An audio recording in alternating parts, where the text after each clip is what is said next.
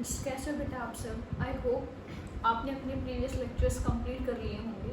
तो last class के अंदर बेटा हमने पोटेंशियोमीटर के कुछ कॉन्सेप्चुअल क्वेश्चंस किए थे और साथ में हमने एमीटर के कॉन्सेप्ट को समझा था।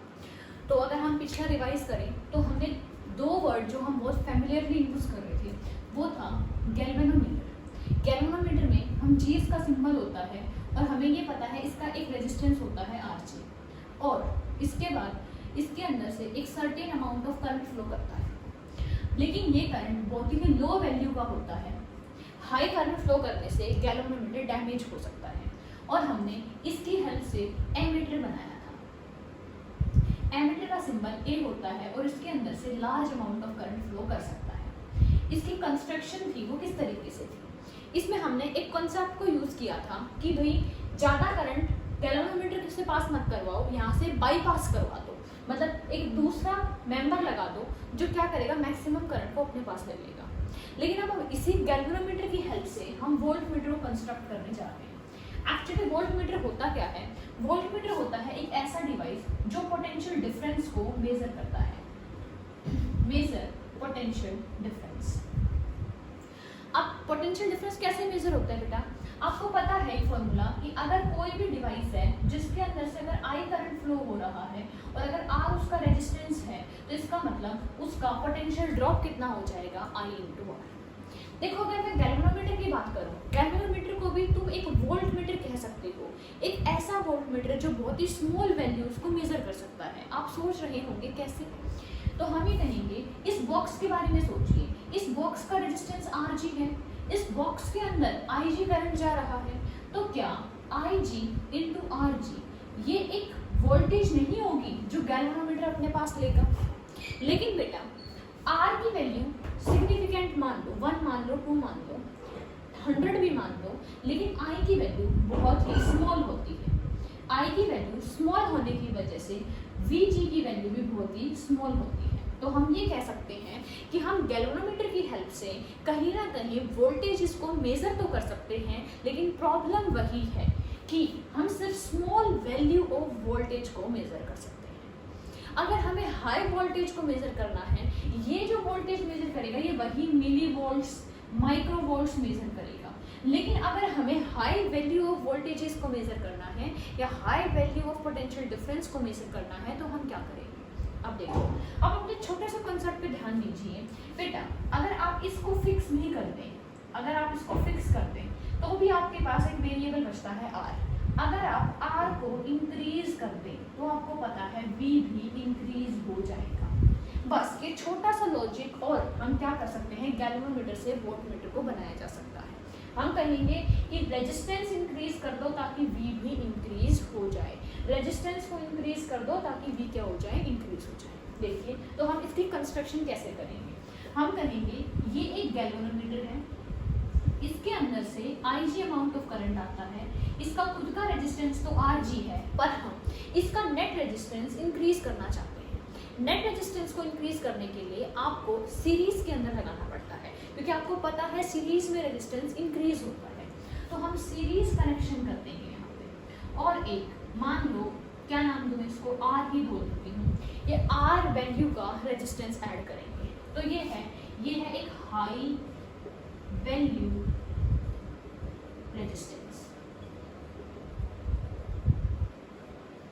मतलब एक ऐसा रजिस्टर है जिसकी रेजिस्टेंस बहुत ज्यादा है। तो आप देख रहे हैं, अब अगर मैं इस पूरे सर्किट की बात करूं, ये पूरा सर्किट, इस पूरे सर्किट का नेट रेजिस्टेंस कितना होगा, इसका रेजिस्टेंस है आर जी और इसका रेजिस्टेंस है आर, तो ये हो जाएगा इस पूरे सर्किट का नेट रेजिस्टेंस, जो कि कैसा है, काफी लार्ज वैल्यू का है। और अगर इस पूरे सर्किट के अंदर से आईजी करंट फ्लो हो रहा है तो ये कितनी वोल्टेज मेजर कर सकता है, ये आर नेट कह सकते हो आप। ये क्या है, आर नेट। आप कहेंगे ये रहा करंट और करंट के साथ मैंने मल्टीप्लाई कर दिया net resistance. This is the maximum value of potential that this device can measure. अगर ये डिवाइस होता ये कितना मेजर कर सकता था, ये सिर्फ इतना मेजर कर सकता था। ये डिवाइस कितना पोटेंशियल मेजर करता है, ये इतना मेजर करता है। आर की वैल्यू काफी ज्यादा है तो इसका मतलब क्या होगा कि वी की वैल्यू भी काफी ज्यादा होगी। अब इसको हम कह सकते हैं रेजिस्टेंस ऑफ वोल्ट मीटर। क्या कह सकते हैं? Resistance of volt meter. और ये पूरा बॉक्स क्या बन चुका है? ये पूरा बॉक्स एक वोल्ट मीटर बन चुका है, ठीक है। और इस वोल्ट मीटर का रेजिस्टेंस क्या होगा? ये दोनों सीरीज में हैं, तो ये हमारा नेट रेजिस्टेंस होगा। क्या इतनी बात क्लियर है आप लोगों को? तो ये कंस्ट्रक्शन थी बेटा कि किस तरीके से हमें गैल्वेनोमीटर से वोल्ट मीटर को बना रहे हैं। अब नेक्स्ट पॉइंट आता है कि वही एक बात कि यहाँ से आपको दिख रहा है कि ये वोल्ट मीटर वर्क कैसे करेगा। अगर हम वर्किंग की बात करें, तो हम कहेंगे कि वोल्ट मीटर में अगर एक IG amount of current flow करता है और हम उस IG को उसके रेजिस्टेंस से मल्टीप्लाई कर देंगे तो उससे हमें पोटेंशियल डिफरेंस पता चलेगा। तो यहाँ से आपको ये पॉइंट समझ आया कि गैल्वेनोमीटर, अब सपोज करो एक बात बेटा कि सर्किट की में आप वोल्ट मीटर को इस तरीके से लगाते हो कि IG 0 हो जाए। अगर मान लो IG 0 हो गया तो V का आंसर कितना होगा? ये आंसर चाहे कितना भी आए, IG 0 होने पे इसका खुद का आंसर 0 हो जाएगा। मतलब अगर सर्किट के अंदर, अगर वोल्ट मीटर के अंदर करंट नहीं है, if there is no current in galvanometer, sorry in voltmeter, then V is 0। मतलब वो अपने अक्रॉस कोई पोटेंशियल डिफरेंस को मेजर करके नहीं बताएगा। अब आपको बात समझ आ रही है? पोटेंशियोमीटर में नल पॉइंट ही उसका प्रिंसिपल था, वो काम ही नल पॉइंट पे करता था, वहां पे कोई करंट फ्लो नहीं होता। यहाँ पे करंट फ्लो होता है, अगर आप करंट फ्लो को ही रोक देंगे तो आपका रिजल्ट वैसे ही 0 हो जाएगा। क्या इतनी बात क्लियर हुई? तो अब आप सोच रहे होंगे कि भाई मतलब ठीक है करंट फ्लो करना जरूरी है, लेकिन क्या ये करंट हमारे सर्किट को डिस्टर्ब करता है? देखिए अब इसको हम एक क्वेश्चन के थ्रू समझते हैं। यहाँ तक पहले आप नोट कीजिए बेटा और फिर हम क्वेश्चन को डिस्कस करेंगे।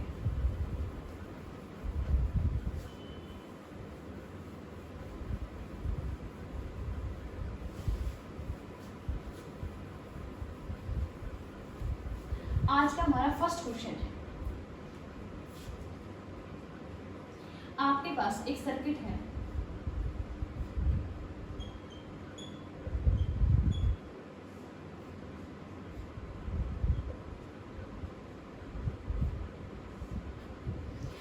बिल्कुल सिंपल सा 10th क्लास जैसा क्वेश्चन है। अगर कोई आपसे पूछे what is the voltage across 5 and 10, आपके पास सबसे पहला क्वेश्चन है कि वोल्टेज अक्रॉस 5 ओम और वोल्टेज अक्रॉस 10 ओम। कैलकुलेशन बहुत ही आसान है।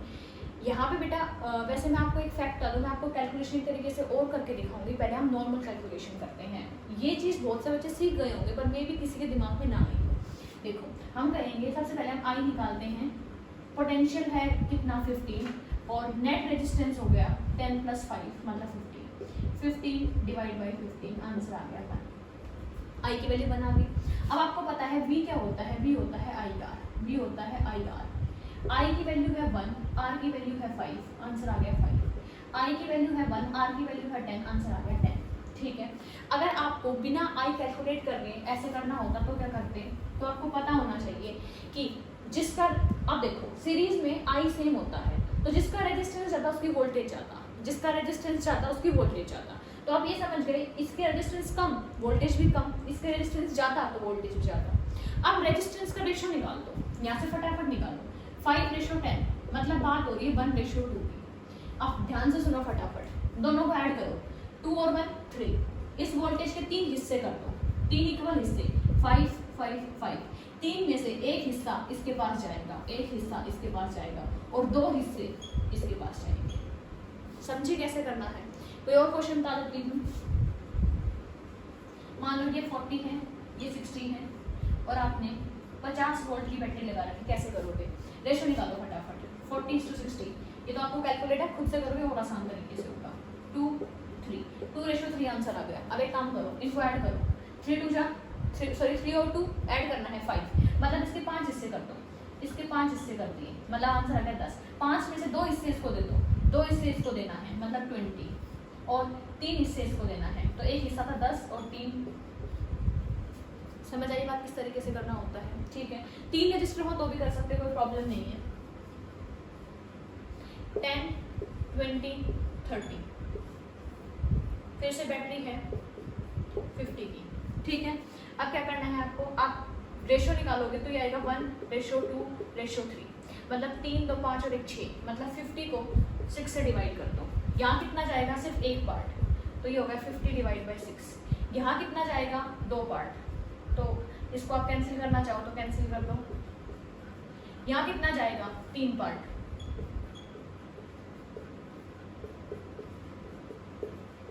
बिना आई कैलकुलेट किए आप निकाल सकते हो। ये तो छोटी सी ट्रिक थी जो ऐसे ही डिस्कस कर दिया आपके साथ। आगे देखो, अपने मेन क्वेश्चन पे चलते हैं। मेन क्वेश्चन था हमारा कि हमने रेजिस्टेंस क्या करना था, बेसिकली वोल्टेज को नोट करना था। अब आप गए मार्केट, अब भाई आपने तो कैलकुलेट कर दी कि भाई इसके पास तो वोल्टेज आएगी 5 वोल्ट और इसके पास आएगी 10 वोल्ट। अब आपने दूसरों को बताना शुरू किया, किसी ने आप पे विश्वास नहीं किया। आप बोले एक काम करो, मेरी बात नहीं मानते ना, मैं मार्केट से वोल्ट मीटर लेके आता हूँ। वोल्ट मीटर जो है वो क्या करता है, वोल्टेज मेजर करता है। हम वोल्ट मीटर को इसके पैरेलल में लगाएंगे और अपना आंसर निकाल लेंगे, ठीक है। आप मार्केट गए, आप वोल्ट मीटर लेके आए, अब किसी ने आपसे पूछा कि वोल्ट मीटर बनता कैसे है, तो आपने उसको फटाफट आंसर किया। देखो एक डिवाइस होता है गैल्वेनोमीटर, उसके साथ अगर हम एक हाई रेजिस्टेंस को लगा देते हैं ना, तो वो सेटअप पूरा वोल्ट मीटर बन जाता है। तो वो बंदा आपसे क्वेश्चन करेगा कि अच्छा गैल्वेनोमीटर के साथ रेजिस्टेंस लगाया तो बना वोल्ट मीटर, तो वोल्ट मीटर का भी तो रेजिस्टेंस होगा ना। तो तुमने कहा बिल्कुल होगा। तो भाई तुम मार्केट से लेके आए 2 वोल्ट मीटर, मतलब अब हम 2 केस को स्टडी करेंगे। एक ऐसा वोल्ट मीटर लेके आए आप जिसकी रेजिस्टेंस की वैल्यू 10 है, ठीक है, और दूसरा वोल्ट मीटर लेके आए जिसकी रेजिस्टेंस की वैल्यू 100 है। और फिर आपने कहा कि मैंने 10th क्लास में एक बात पढ़ी थी कि जो आइडियल वोल्ट मीटर होता है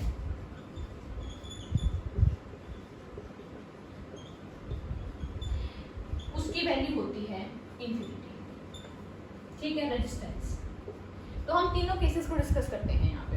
सबसे पहले आप ये लेके आए और आपने पैरेलल में लगा दिया, मतलब पैरेलल में 10 लग गया। सिस्टम मॉडिफाई, सिस्टम को सॉल्व करते हैं। देखो अब आप सोच रहे होंगे कैसे करना है। अभी अभी एक फॉर्मूला बताया था, वोल्ट मीटर लगा दो, वोल्ट मीटर में करंट निकाल लो कि वोल्ट मीटर के पास कितना करंट फ्लो कर रहा है, और उसको वोल्ट मीटर के रेजिस्टेंस से मल्टीप्लाई कर दो, मतलब V = IR।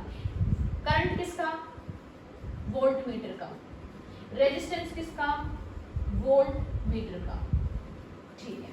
देखो अब हम कहेंगे सर्किट मॉडिफाई हो चुका है, सॉल्व कैसे करेंगे। 10 के साथ ये पूरा सर्किट किस में है, ये पूरा सर्किट सीरीज कॉम्बिनेशन, पर ये दोनों आपस में किस में है, पैरेलल। तो 10 + 50 / 50 कितना होगा, करो भाई, ठीक है। सॉल्व करेंगे 30, 40 / 3, यह है रेजिस्टेंस। रेजिस्टेंस चेंज हुआ, करंट भी चेंज होगा। आई कितना देगा, आई होता है V/R। V कितना है 50, R कितना है 40, 3 घूमते जाएगा ऊपर, हो गया इतना, ठीक है। अब देखो, अब यहाँ से 2 तरीके बनते हैं। या तो आप फटाफट क्या कैलकुलेट करो कि भाई इसके अंदर कितना करंट फ्लो कर रहा है और इसका रेजिस्टेंस है 10, तो उनकी मल्टीप्लाई कर देंगे। नहीं तो आपको पता है कि इन दोनों पैरेलल कनेक्शन होने की वजह से सेम पोटेंशियल डिफरेंस होगा, और सेम पोटेंशियल डिफरेंस कैसे निकाल सकते हैं, अगर इसका पोटेंशियल डिफरेंस पता चल जाए तो बाकी बचा हुआ तो इनके पास ही जाएगा, कॉमन सेंस है। तो आप कोई भी मेथड यूज करो, कोई फर्क नहीं पड़ता। तो हम क्या करते हैं, हमें आई पता चल गया, ओके। आप ये भी कर सकते थे, आप इसका आर निकालते हैं और रेशो में भी डिवाइड कर सकते थे। हम कहेंगे कि एक तरीका है कि इसका वी निकाल लो, करंट कितना है 45 / 40 और इसका रेजिस्टेंस कितना है 10, तो आपके पास 45 / 4, ये इसकी वोल्टेज आ गई यहाँ पे। तो इसके पास कितनी वोल्टेज गई होगी, 15 में से माइनस कर दो, तो हमारे वोल्ट मीटर की रीडिंग आएगी 15 में से 45 - 4 को माइनस कर दिया, कितना हुआ भाई, फटाफट करो। देखिए अब अगर ये 16 होता तो आपके पास पता है आपको 4 आंसर मिल जाता, पर आपको 3 पॉइंट समथिंग आंसर मिलेगा। मतलब मैं अप्रोक्सीमेटली इसको 4 के बराबर बोल सकती हूँ। क्या हुआ, कितना आंसर आना था 5, लेकिन आंसर कितना हो गया 4। अब इसको ध्यान से समझो। देखो बेटा, इस सर्किट से यहाँ से करंट निकलना स्टार्ट हुआ कितना 45 डिवाइड बाई 40, यहाँ पे करंट आया। अब देखते हैं क्या होता है। अब जैसे शॉर्टकट सिखाया था रेजिस्टेंस की हेल्प से वोल्टेज निकालना, आप रेजिस्टेंस की हेल्प से करंट भी निकाल सकते हो। कैसे? रेशियो निकालो दोनों का। ऊपर वाला रजिस्टर, ये रजिस्टर भी एक तरीके से 10, नीचे वाला रजिस्टर है 5। रेशियो क्या होगा? रेशियो होगा 2:1, यही होगा ना। करंट कितना आया है? ये कितने हिस्से करने हैं? 2 + 1, 3 हिस्से करने हैं। तो भाई 45/40 के 3 हिस्से कर दिए 3 हिस्से। अब क्या 2 इसको मिलेगा? नहीं, इसमें क्रॉस होता है। 2 इसको मिलेगा, 1 इसको मिलेगा, मतलब इसका एक हिस्सा इसके पास जाएगा, मतलब 45 डिवाइड बाई 40 मल्टीप्लाई बाई 3। पहले इसके पास कितना करंट था? जो सर्किट से करंट निकल रहा था 1 एम्पियर, वही 1 एम्पियर इसके पास था। लेकिन क्या इसके पास अब 1 एम्पियर करंट है? बिल्कुल नहीं है, करंट चेंज हो गया। क्यों? क्योंकि यहाँ पे पहली बात तो रेजिस्टेंस आने की वजह से करंट हो गया डिक्रीज।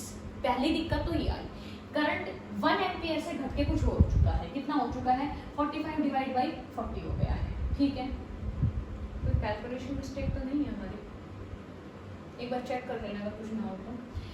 अच्छा, रेजिस्टेंस क्या हुआ है हमारा? रेजिस्टेंस कम हुआ तो करंट इंक्रीज करेगा। सॉरी, ठीक है। रेजिस्टेंस पैरेलल में लगा है तो रेजिस्टेंस कम हुआ है तो करंट इंक्रीज कर गया, चलो अच्छी बात है। बट यहाँ पे आगे वही करंट डिवाइड कर गया, मतलब इसका जो हिस्सा था ना वो इसने मार दिया। मतलब इसके पास जो करंट आना चाहिए था उसका कुछ हिस्सा इसने ले लिया। अब ध्यान से सुनो, इसने सर्किट को मॉडिफाई कर दिया, जो हमारे लिए सही नहीं है। वोल्ट मीटर का काम यहाँ पे वोल्टेज मेजर करना है, ना कि सर्किट को मॉडिफाई करना। आई थिंक अब आप इस क्वेश्चन को समझ गए होंगे कि वोल्ट मीटर का रेजिस्टेंस 10 था, सर्किट का रेजिस्टेंस मॉडिफाई हुआ, करंट मॉडिफाई हुआ, जो आंसर 5 आना चाहिए था वो आंसर 4 था। अब सेम क्वेश्चन आपको खुद से ट्राई करना है कि अगर आप V को 100 का लगाएंगे तो आंसर कितना होगा। 1 मिनट का टाइम है, आप सॉल्व कीजिए इसको। 100 का लगाने से आई थिंक आप सॉल्व कर सकते हैं, लेकिन अब मैं प्रॉब्लम बता देती हूँ कि आइडियल वोल्टमीटर इन्फिनिटी में क्या होगा। 100 का आप खुद सॉल्व करेंगे और 100 रेजिस्टेंस लगाने से जो आंसर आता है वो मेरे को आप बताएंगे। ये पूछूंगी मैं आपसे। इससे लास्ट भी पहले मैंने आपसे एक क्वेश्चन पूछा था, बट किसी ने भी उस क्वेश्चन का रिप्लाई नहीं किया था। अब देखो, अब आइडियल की बात करते हैं। सेम सर्किट है, यहाँ पे लगाते हैं आइडियल वोल्टमीटर। अब आइडियल वोल्टमीटर क्या करता है? आइडियल वोल्टमीटर में इनफिनिटी रेजिस्टेंस है, जो करंट यहाँ आएगा बेटा वो करंट अब ऊपर नहीं जाएगा। क्यों नहीं जाएगा? क्योंकि ऊपर रेजिस्टेंस ही इनफिनिटी है। अगर रेजिस्टेंस बढ़ता है तो करंट अपने आप उस पाथ को अवॉइड करने की कोशिश करता है। तो हम कहेंगे इनफिनिटी होने की वजह से यहाँ पे तो करंट 0 होगा। अब आप सोच रहे होंगे कि मैम आपने तो ये कहा था, यहाँ कुछ लिख के बताया था कि अगर हमारा करंट 0 हो गया तो हमारा वोल्टमीटर तो 0 आंसर देगा। एक बात ध्यान से सुनो, देखो वो मैंने क्या कहा था? वो मैंने कहा था ये वोल्टमीटर है, जिस वोल्टमीटर का रेजिस्टेंस था RG मल्टीप्लाई बाई R, और फिर आपने करंट को दिया था 0, तो आंसर आया 0 multiply by RG plus R, तो इसका आंसर आएगा 0। यहाँ पे देखो, यहाँ करंट है 0 और रेजिस्टेंस है इनफाइनाइट। अब एक IR निकालो, 0 और इनफाइनाइट की मल्टीप्लाई कितनी होती है? इन्फिनिटी कितना होता है? 1/0, और 0/0 0 नहीं होता बेटा। 0/0 अनडिफाइन होता है, अनडिटरमाइंड कहिए या अनडिफाइंड कहिए, हम इसको डिफाइन नहीं कर रहे। तो इसका मतलब क्या हुआ कि भाई फिर हम तो वोल्टेज नहीं निकाल सकते? बिल्कुल निकाल सकते हैं। ऊपर कोई करंट नहीं गया, सारा करंट यहाँ गया। ये कनेक्शन पैरेलल कनेक्शन है, तो जितना ड्रॉप इसके पास होगा उतना ही ड्रॉप इसके पास होगा। कहने का मतलब क्या है? अगर आपके पास दो तरीके के क्वेश्चन हैं, आइडियल वोल्टमीटर और नॉन आइडियल वोल्टमीटर। अगर आइडियल वोल्टमीटर है तो इसका मतलब रेजिस्टेंस है इन्फिनिटी। उस केस में आपको V = IR का फॉर्मूला नहीं लगाना, उसमें आपको वोल्टमीटर पे फोकस नहीं करना, क्योंकि वोल्टमीटर कोई डिस्टरबेंस क्रिएट नहीं करेगा। आपको सिर्फ अपने रजिस्टर पे फोकस करना है और ये फॉर्मूला रजिस्टर के लिए लगाना है। लेकिन अगर हमारा आइडियल एमिटर की बजाय वोल्टमीटर की बजाय नॉन आइडियल है, मतलब उसका रेजिस्टेंस है, तो चाहे आप इसके लिए ये फॉर्मूला लगाए चाहे ऊपर वाले के लिए, आंसर सेम आएगा। क्या मेरी बात क्लियर हुई? तो अब हम कुछ और क्वेश्चन प्रैक्टिस करते हैं वोल्ट मीटर से रिलेटेड।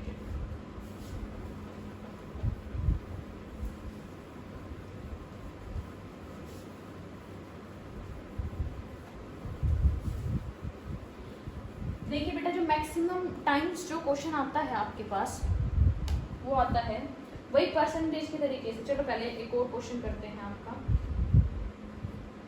एक क्वेश्चन है AIPM 2015 का क्वेश्चन है, मैं करवाती हूँ आपके मॉड्यूल से ही है। एक सर्किट डायग्राम बना रखा है A B C इस तरह, और कहता है ABC have the resistance R 1.5 R and 3 R. Reading of the voltmeter are V1, V2, V3. V1, V2, V3. और आपसे पूछा गया है कि इनकी वोल्टमीटर की रीडिंग, किसकी रीडिंग ज्यादा है किसकी रीडिंग कम है। क्वेश्चन कैसे करना है, मान लो यहाँ से I करंट आया, वोल्टमीटर का रेजिस्टेंस गिवन है ना R, तो कौन सा फॉर्मूला लगाएंगे, V = IR। ये कितना आंसर देगा, जिसको हमने V1 से रिप्रेजेंट करना है, I करंट है R है, तो ये आंसर देगा। अब देखो ये करंट यहाँ आएगा और ये करंट दो पार्ट में डिवाइड होगा। कैलकुलेट कैसे करेंगे, यहाँ पे शॉर्ट ट्रिक काम आएगी। क्या है, 1.5 R है और 3 R है, रेशो निकालो। 1.5 और 3 मतलब ये डबल है, मतलब 1:2 है। तो इस करंट के 3 पार्ट कर दो, करंट के 3 पार्ट कर दिए मैंने। अब देखो 1:2, लेकिन क्रॉस में होता है, मतलब इसका 2 टाइम्स यहाँ जाएगा, तो कितना गया यहाँ पे 2I/3। और करंट को 3 से डिवाइड करने के बाद जो 1 है, 1 पार्ट है इसका, वो यहाँ जाएगा, तो ये कितना होगा I/3 हो गया इतना। अब देखो यहाँ करंट पता चल रहा है, यहाँ रेजिस्टेंस पता है, यहाँ करंट पता चल रहा है, यहाँ रेजिस्टेंस। चलो V3 निकालते हैं, करंट मल्टीप्लाई रेजिस्टेंस, यहाँ करंट आया I/3 और रेजिस्टेंस है 3 IR। यहाँ पे देखो करंट है और रेजिस्टेंस है, ये हो गया 2, मतलब तीनों की रीडिंग है सेम। आई थिंक आपको क्वेश्चन समझ आया। नेक्स्ट टाइप ऑफ क्वेश्चन किस तरीके से आ सकते हैं। क्वेश्चन है आपके पास, एक galvanometer has a coil of 100 ohm and gives full scale deflection of 30 milliampere current. देखो क्या बात लिख रखी है कि रेजिस्टेंस जो है वो गैल्वेनोमीटर का है आपके पास 100, और आपके पास जो फुल स्केल डिफ्लेक्शन है, फुल स्केल डिफ्लेक्शन मतलब IG की बात हो रही है, ये है आपके पास बेटा इसमें 1 सेकेंड 30 मिली एम्पियर। अब ये कहता है कि if it work as a voltmeter of 30 volt the resistance required to at it. देखो ध्यान से सुनो, एक गैल्वेनोमीटर है, करंट कितना फ्लो करता है 300 मिली एम्पियर, इसका रेजिस्टेंस कितना है 100। अगर आप सोचो कि कितना वोल्टेज मेजर कर सकता है, तो ये कर सकता है 300 मल्टीप्लाई बाई 10⁻³ और मल्टीप्लाई बाई 100। ठीक है, अब देखिए ये 1, 2 और 3 चीज़ों को यहाँ से हटा दो और ये आ गया 30। कितने का बोला इन्होंने, ओके सॉरी बेटा, ये 30 मिली एम्पियर है यहाँ पे 30। तो देखिए ये कितना मेजर करेगा, ये 3 वोल्ट्स को मेजर कर सकता है। मतलब अगर आप इस सेटअप को यूज करोगे जो आपके पास गिवन है, वो तो 3 वोल्ट मेजर कर सकता है, लेकिन आपको क्या करना है, आपको तो 30 वोल्ट मेजर करवाना है। मतलब आप जो V चाहते हैं वो कितना है 30, और V का फॉर्मूला क्या होता है, V होता है I into net resistance, net R। अब I तो सेम रहेगा ना, I तो रहेगा 30, तो 30 = 30 मिली एम्पियर, लेकिन R कितना आएगा। अब इसके साथ मैं एक हाई वैल्यू का रेजिस्टेंस ऐड कर दूँ, तो देखो अब आपने सीरीज में लगाया है, गैल्वेनोमीटर का रेजिस्टेंस है 100 और 100 के साथ में एक R आ गया। अभी क्वेश्चन हो गया आसान आपका, ये 30 से 30 हो गया कैंसिल, ये इस साइड आके बन जाएगा 1000 और = R + 100, तो R का आंसर आ गया 900। डन। अब एक कुछ n टाइम्स का भी क्वेश्चन करके आता है, एक वो क्वेश्चन और देख लीजिए बेटा। हाँ मिल गया क्वेश्चन, 2007 में आया हुआ एक क्वेश्चन है। देखिए a voltmeter has a resistance G ohm, मतलब एक वोल्टमीटर है जिसका रेजिस्टेंस जो है वो G ओम दे रखा है। एक्चुअली गैल्वेनोमीटर की बात हो रही है। And range V volt. Okay, मतलब ये जो है इतने रेजिस्टेंस के साथ V वैल्यू को मेजर कर सकता है। ठीक है, the resistance required in series to convert into a voltmeter of range NV। मतलब अभी कितना मेजर करता है V, लेकिन आप कितना मेजर करवाना चाहते हो N times of V। Question सुनिए ध्यान से। एक वोल्टमीटर है, मैंने कहा था ना गैल्वेनोमीटर भी तो एक वोल्टमीटर ही है, बस वो स्मॉल वैल्यू मेजर करता है। तो गैल्वेनोमीटर है जिसका रेजिस्टेंस G है, वो V वैल्यू मेजर कर सकता है। तो आपको N times of V value major करवाने के लिए सीरीज में कितना रेजिस्टेंस लगाना पड़ेगा। फॉर्मूला देखिए, अगर वो V वैल्यू मेजर करता है मतलब उसमें कुछ करंट जा रहा होगा और उसका रेजिस्टेंस, इक्वेशन नंबर 1। अगर आप NV मेजर करना चाहते हैं तो ये तो रहा उसका करंट और साथ में ये रहा उसका नया रेजिस्टेंस जो हमने सीरीज में लगा। अब देखिए, अब जहाँ पे भी V है मैं वहाँ पे IG इंटू G लिख सकती हूँ। तो मैंने क्या किया, IG इंटू G लिख दिया इज इक्वल टू IG और G प्लस R। यहाँ से IG से कैंसिल और MG is equal to G plus R। तो यहाँ से R आ गया बेटा N-1G, क्योंकि ऐसे ही क्वेश्चन हमारे एमीटर में भी आते थे। तो ये आपके डिफरेंट टाइप ऑफ क्वेश्चन है वोल्टमीटर पे। बाकी क्वेश्चन आपको मॉड्यूल से प्रैक्टिस करते हैं।